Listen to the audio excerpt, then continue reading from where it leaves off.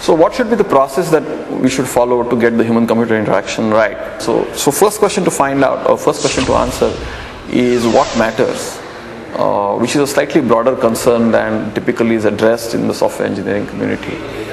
What matters looks at what are the needs of the users, what are the problems faced by the user in the context of use, and whether or not the user can do certain tasks that you are assuming, what are the real needs felt by the user, and so on. So if you look at a railway ticket that we used and just walk through the process.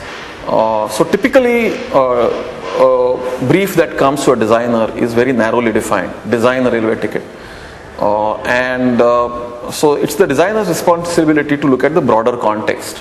So very often railway ticket is an example that we are very familiar with, so we may reel off many problems that we face with railway ticket, but very often things are not so obvious. The designer is not very familiar with the entire domain or the context in which the product is going to be used, in which case the designer typically goes to the actual users and finds out what are the problems and what matters to the users.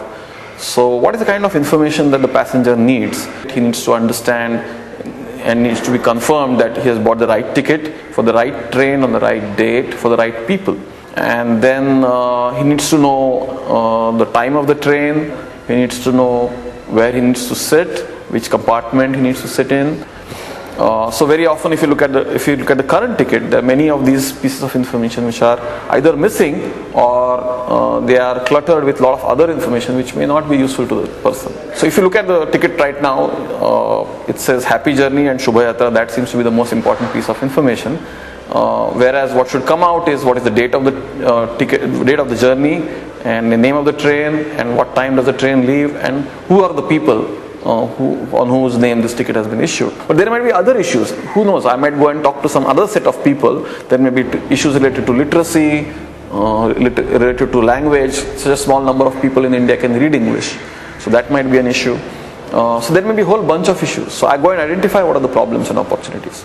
The second question then, so once we have identified what are the needs, what are the problems, and what are the opportunities, the second question to answer is how should we respond to this situation? Then I go into the design in the large. I decide, okay, is a railway ticket a best way of designing or giving a solution, or do I need to do something else? So for example, can I identify the person just on the basis of photograph, and the TC goes with a printed set of photographs just through the compartment and ensure. So that might be an alternative solution to carrying a railway ticket. There can be other solutions. There can be a ticket based on a mobile phone, for example. So one can think of this design in the large issues. And then once one has picked up one particular of this, then one can go into the details of how to actually design, how to communicate, what languages to use, what typefaces to use, what colors to use, what sizes of text to use, and so on.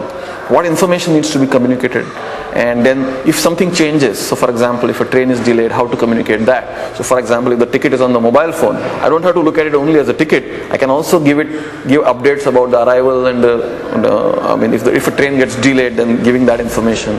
Train gets cancelled, giving that information, or if my status changes from RAC to confirm, giving that information. So I can really look at it as a dynamic medium. And obviously there is no one straight answer to many of these, so one has to try them out. And then when one is trying out these new things, some of the decisions that we take could be wrong decisions, or we might expect it to work in a particular way and it might not work in that way. So in order to be able to be sure about this, what we do at the end is try to answer the question, how are we doing? Have we done the right decisions? So to do that, we put all our decisions in a prototype and then we test it with users. Usually some of the decisions work out, but many of them don't, and then we have to go back and revise our decisions.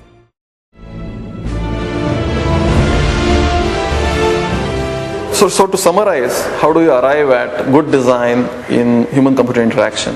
So firstly, don't make any assumptions about the users. Go to real users in their real context and try to make sure that you understand real users very well. Secondly, try to respond to design at large rather than design in the small at first. Try to look at the bigger picture first.